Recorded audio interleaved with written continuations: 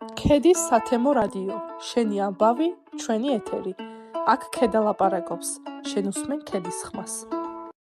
სათემო რადიო ქედის ხმაში ევროპული ამბების დროა. დღევანდელი გადაცემა სრულად დაეთმობა ევროპის ერთ-ერთ ძალიან ლამაზ და მნიშვნელოვან ქვეყანას, ავსტრიას. ეს არის ქვეყანა, სადაც ისტორია, მუსიკა და ბუნება ერთმანეთს საოცრად ერწყმის. მე მქონდა ბედნიერება თავად მინახე ეს ქვეყანა და დღეს მინდა გაგიზიაროთ ჩემი შთაბეჭდილებები ვენიდან, ზალცბურგიდან, ჰალშტატიდან და რომლებიც გულგრილს არც თქვენ დაგტოვებთ. სანამ უშუალოდ ულამაზესი ადგილების მიმოხილვაზე გადავიდოდეთ, მანამდე მინდა გესაუბროთ საზღვრის კვეთის EES სისტემაზე. ეს არის შესვლა-გასვლის სისტემა, რომელიც არა ევროკავშირის მოქალაქეების შესვლა-გასვლის ავტომატიზირებულ აღრიცხვას უზრუნველყოფს. ამისთვის საჭირო არის ბიომეტრიული მონაცემების მიწოდება, პასპორტის ფოტოს დადება ამ აპარატში, თითის ანაბეჭდების გაკეთება და ითვლის, რამდენ ხანს რჩება ადამიანი შენგენის ზონაში. ეს აპარატი ეხმარება აგრეთვე იმაში, რომ ვადაგადაცილებები მარტივად დაითვალოს, უკანონო მიგრაციის აღმოფხვრა მოხდეს და დოკუმენტების გაყალბებები გამოვლინდეს. საკმაოდ მარტივი პროცესია, ირჩევთ ენას და იმ პროცესებს გადიხართ, რასაც ეს აპარატი გთავაზობთ. თითის ანაბეჭდს აკეთებთ, გეკითხებათ დასაბრუნებელი ბილეთი თუ გაქვთ, რის გამო მიდიხართ, ტურისტული მიზნით თუ სხვა, თანხა რამდენი გაქვთ, რათა დაითვალოს დღიური საკმარისი თუ გაქვთ და შემდეგ უკვე ამ პროცესების დამთავრების შემდეგ უკვე გადავდივართ საზღვრის კონტროლის თანამშრომელთან. საოცარი ქალაქია ვენა. თითქმის ყოველი ქუჩა და შენობა ისტორიას გიყვება და იქ ჩასული ადამიანი არ იღლები პირიქით გინდა უფრო მეტი და მეტი ნახო და ღრმად შეიგრძნო ქალაქი. პირველი გაჩერების ადგილი ბელვედერის მუზეუმი იყო. ის ერთ-ერთი მნიშვნელოვანი ხელოვნების მუზეუმია ვენაში. ის იყოფა ზედა და ქვედა ბელვედერის სასახლეებად, რომლის მშენებლობა 1723 წლებში დაიწყეს. ავსტრიელ გენერლის და დიპლომატის პრინცი ეუგენის მიერ და დასრულდა არქიტექტორ იოჰან ლუკას ფონ ჰილდენბრანდის ხელმძღვანელობით. სასახლე თავდაპირველად საზაფხულო ქალაქგარე რეზიდენცია იყო ბაროკოს სტილში, შემდეგ კი მუზეუმად იქცა. 1791 წელს კი იმპერატორმა მარია ტერეზიამ აქ განალაგა საჯარო ხელოვნების კოლექცია და ერთ-ერთი პირველი საჯარო მუზეუმი იყო ევროპაში. აქ ინახება მსოფლიო დონის ხელოვნების კოლექცია, რომელიც მოიცავს საერთაშორისო და ავსტრიელი მხატვრების ნამუშევრებს შუა საუკუნეებიდან დღემდე. ალბათ ყველას გეცოდინებათ, რომ ამ ბელვედერის მუზეუმში ინახება გუსტავ კლიმტის ცნობილი ნახატი კოცნა. მხატვარმა ეს ნამუშევარი შექმნა 1907-1908 წლებში, გამოიყენა ზეთი, ტილო და ოქროს ფოთლები. ნახატი დაახლოებით 180 სანტიმეტრზეა. გუსტავ კლიმტის კოცნა და ეს ეპიზოდი ქმნის სიზმრისეულ დროისგან მოწყვეტილ ატმოსფეროს. ამ ნახატში იკითხება ერთდროულად სიყვარულიც და ერთიანობაც, ნება და სულიერი კავშირი, ქალისა და მამაკაცის ენერგიების შერწყმა. აღსანიშნავია ის ფაქტი, რომ კლიმტის სიცოცხლეშივე ეს ნახატი სახელმწიფომ შეიძინა, რაც ადასტურებს იმას, რომ მის ნამუშევარს რამდენად მაღალი შეფასება ჰქონდა. ამ მუზეუმში გარდა გუსტავ კლიმტისა დაცული არის ეგონ შილეს, ოსკარ კოკოშკას და სხვა ავსტრიელი მხატვრების ნამუშევრები და ასევე საერთაშორისო მხატვრების, ვან გოგის, როდენისა და სხვა იმპრესიონისტების ნამუშევრები. ვენაში ასევე საინტერესოა ხელოვნების მუზეუმი, რომელიც 1891 წელს დაარსდა. ის აშენდა ჰაბსბურგთა იმპერიული კოლექციების შესანახად. თავად შენობა, როგორც გარედან, ასევე შიგნიდან, ხელოვნების ნიმუშს წარმოადგენს ნეორენესანსულ სტილში. აქ ნახავთ ეგვიპტისა და ახლო აღმოსავლეთის ძეგლებს, ანტიკური საბერძნეთისა და რომის ხელოვნებას და აქ ინახება მონეტების ერთ-ერთი უდიდესი კოლექცია. შენობის პირველ სართულზე კაფე არის გახსნილი, სადაც მოხვედრა საკმაოდ რთულია და დიდი რიგებია, თუმცა მაღალ სართულზე ასვლისას საოცარი ხედები იშლება ამ კაფესზე და ზოგადად შიგნით.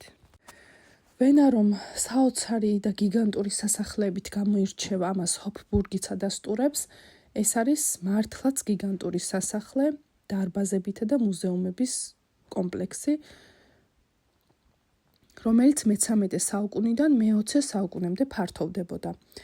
დღეს არის იმპერატორის აპარტამენტები, საგანძურები, ესპანური საცხენოსნო სკოლა, ავსტრიის ეროვნული ბიბლიოთეკა, სისი მუზეუმი და სწორედ ამ შენობაში 1814-1815 წლებში ჩატარდა ვენის კონგრესი, რომელმაც ევროპის პოლიტიკური რუკა შეცვალა. ჰოფბურგი დღეს არა მხოლოდ ისტორიული სასახლე, არამედ საერთაშორისო დიპლომატიური ცენტრია. სწორედ აქ მდებარეობს და მუშაობს EUTO, ევროპის უსაფრთხოებისა და თანამშრომლობის ორგანიზაცია, რომელშიც 57 ქვეყანაა გაწევრიანებული და შენობის გარე ფასადზე დროშებითაა წარმოდგენილი. ეს დროშები კი ნიშნავს თანასწორობას ქვეყნებს შორის, დიალოგს კონფლიქტის ნაცვლად, თანამშრომლობას უსაფრთხოებასა და მშვიდობისათვის. ამიტომ აქ საქართველოს დროშის ხილვა არის დიპლომატიური წარმომადგენლობისა და საერთაშორისო ჩართულობის თვალსაჩინო მაგალითი. ქალაქის სასახლეების, დარბაზების, მუზეუმების და არქიტექტურის სიდიადიდან თავი ბუნების წიაღს შევაფარეთ. დაახლოებით ვენიდან 3 საათის სავალ გზაზე აღმოვჩნდით საოცარ ჰალშტადტში. ეს არის სოფელი ზემო ავსტრიაში, ზალცკამერგუტის რეკრეაციულ ზონაში, ჰალშტადტერის ტბის სიახლოვეს. ჰალშტადი ისტორიულად ცნობილია მარილის წარმოებით, რომელსაც ადგილობრივები საბადოებიდან მოიპოვებდნენ. სწორედ ჰალშტატის მარილის მაღარო ევროპის უძველეს მაღაროს წარმოადგენს, სადაც უკვე 3000 წელი ეს პროცესი მიმდინარეობს. აქედან მარილი ბალტიის რეგიონსა და ხმელთაშუა ზღვისპირეთშიც კი გაედინებოდა. 1997 წელს იუნესკომ ჰალშტატი მსოფლიო მემკვიდრეობის სიაში შეიტანა. ჰალშტატის მოსახლეობა დაახლოებით 923 ადამიანია, თუმცა დღის განმავლობაში 10,000-ზე მეტი ტურისტი სტუმრობს. აქ სტუმრობისას ნამდვილად მიხვდებით, რას ნიშნავს ბუნებასთან ჰარმონიულად ყოფნა და ცხოვრება. აქედან იშლება ულამაზესი პანორამული ხედები, სახლები ისეთი თანმიმდევრობით არის ჩამწკრივებული. იმდენად ლამაზია აქაურობა, რომ წამოსვლა ნამდვილად არ მოგინდებათ. ჰალშტატიდან კი გოსაუს ტბისკენ გავემართეთ.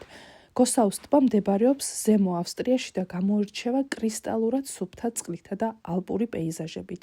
ჩვენ გაგვიმართლა, იმიტომ რომ მზე ანათებდა და შესაბამისად ალპების ანარეკლი იმ ტბაში ჩანდა. ტბა განსაკუთრებით პოპულარულია ბუნების მოყვარულებს შორის, რადგან აქ შესაძლებელია სეირნობა, ფოტოგრაფია და მშვიდ გარემოში დასვენება. გოსაუს ტბიდან კარგად ჩანს დაშტაინის მთები, რაც ადგილს განსაკუთრებულ სილამაზეს ანიჭებს. ეს ადგილი ნათლად აჩვენებს, რამდენად დიდ ყურადღებას აქცევს ავსტრია ბუნების დაცვასა და ეკოტურიზმს. როცა ახსენებენ მუსიკასა და ალპების ქალაქს, რომელი ქალაქი გაგახსენდებათ თუ არა ზალცბურგი. ზალცბურგი ავსტრიის დასავლეთ ნაწილში მდებარე ქალაქია და მსოფლიომ ის ყველაზე მეტად მოცარტის სამშობლოდ გაიცნო. ქალაქის ისტორიული ცენტრი იუნესკოს მსოფლიო მემკვიდრეობის სიაშია შეტანილი. ზალცბურგი განლაგებულია ალპების ფონზე, რაც მას განსაკუთრებულ ვიზუალურ ხილვს სცემს. ქალაქის თავზე აღმართულია ჰოჰენ-ზალცბურგის ციხესიმაგრე, საიდანაც მთელი ქალაქი ჩანს. ზალცბურგი საინტერესოა არა მხოლოდ მუსიკალური მემკვიდრეობით, არამედ თავისი არქიტექტურითა და მშვიდი ატმოსფეროთი. ეს ქალაქიც, რა თქმა უნდა, საოცარია თავისი არქიტექტურით, ქალაქის ცხოვრებით, ძალიან მყუდრო და მშვიდი ქალაქია და ჩემი ყურადღება ყველაზე მეტად მიიპყრო იმან, რომ ქალაქის შესასვლელში არის ეგრეთ წოდებული მოძრავი შლანგბაუმები და ამ ქალაქში შესვლა ავტომობილით სხვა ქვეყნის და ქალაქების ცხოვრებლებს არ შეუძლიათ. ამ ქალაქში შედის მხოლოდ ის, ვინც აქ ცხოვრობს. და ეს ვიდეო სწორედ ამ ფაქტის დამადასტურებელია. ეს ადამიანი არის ამ ქალაქის მცხოვრები, აქვს შესაბამისი პულტი ან რაღაც, რითიც ამ შლანგბაუმს ხილაკს აწვება, შლანგბაუმები ჩადის გზის ქვემოთ და შესაძლებლობა აქვს, რომ ქალაქში შემოვიდეს მსგავსი პროცესის განხორციელების უფლება კი სხვა ქალაქში მცხოვრებს, მაგალითად ვენიდან ჩასულს და სხვა ქალაქებიდან ჩასულებს არ აქვთ. ეს კი ვენის ყველაზე ცნობილი წითელი ბაბთა, რომელიც ფოტოსესიებისთვის აქტიურ და მნიშვნელოვან დანიშნულების წერტილად გამოიყენება, თუმცა აქ ერთ-ერთი მნიშვნელოვანი ფაქტი არის გასათვალისწინებელი, როცა წითელი ირთვება შუქნიშანზე, აქ ჩასული ადამიანები ცდილობენ ლამაზი ფოტოების გადასაღებად რამდენიმე წამით სავალ ნაწილზე დაადგან ფეხი და გადაიღონ კარგი სურათები, თუმცა იქვე დგას პოლიცია და ასეთი ქმედების განმახორციელებელ ადამიანებს აჯარიმებს. ასეთ ფაქტს ჩვენ შევესწარით, ამიტომ ვინც ვენაში მოგზაურობას აპირებთ და მსგავსი ფოტოს გადაღება გსურთ, აუცილებლად გაითვალისწინეთ მსგავსი დამოკიდებულება პოლიციელების მხრიდან. ეს იყო 2025 წლის ბოლო გადაცემა სათემო რადიო ქედის ხმაში, რომელშიც გვინდოდა ერთგვარად შეგვეჯამებინა ევროპაში მოგზაურობა და ევროპის შთაბეჭდილებები. მე დაგემშვიდობებით, თუმცა სრულიად და საბოლოოდ არა, იმედს ვიტოვებ, რომ შევხვდებით 2026 წელში უფრო საინტერესო გადაცემებით და საინტერესო სტუმრებით. მომავალ შეხვედრამდე.